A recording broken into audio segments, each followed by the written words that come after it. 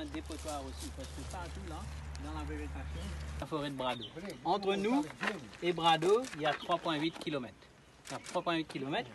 Cette route-là est publique, tous les nodes commerciaux sont publics. Des lieux que vous allez voir sur le master plan où on garde, où il y a le plus d'arbres indigènes, on les maintient et on va renchérir et reprendre tous ces translocations pour les ramener dans ces endroits.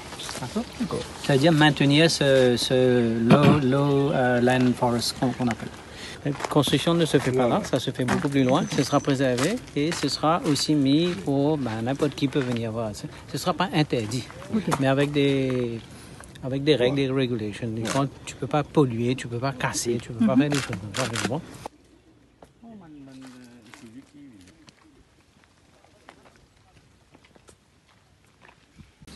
Végétation que vous avez, c'est l'eucalyptus. Donc c'est un bois qui a été introduit. Vous savez qu'avant on faisait beaucoup de maisons, des constructions comme support, comme coffrage, et puis bois à feu, du charbon. Donc c'était une plante a été introduite pour le bénéfice aussi pour la population. Mais c'est pas une plante indigène. Donc c'est une espèce qui a été introduite pour la plantation. Donc de ce fait que peut-être à l'époque, il y avait quand même une récolte, replanter, récolter, pour justement, on s'en servait beaucoup du bois à l'époque.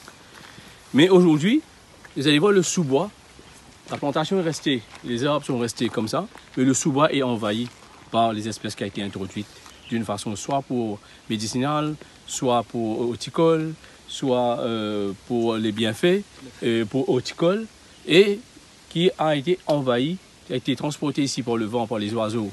Donc l'acacia mani, c'est une espèce qui a été introduite pour faire des bordures. Et aujourd'hui, vous voyez dans le sous-bois, il est presque uniforme. La forme des feuilles, la forme des végétations est uniforme. Et le sous-bois est tellement envahi, qui a étouffé d'une façon ou d'une autre peut-être la régénération des autres espèces.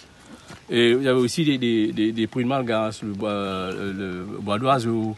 Donc, mais le poivrier marron aussi a été introduit, mais c'est une espèce qui était considérée comme exotique. Mais la plupart ici est classée comme highly invasive species sur la liste pour Maurice. C'est une espèce qui envahit nos espaces naturels. Donc, de ce fait que on a répertorié des petites parcelles de forêt, pas des forêts, des végétations indigènes, mais étouffées par ces espèces.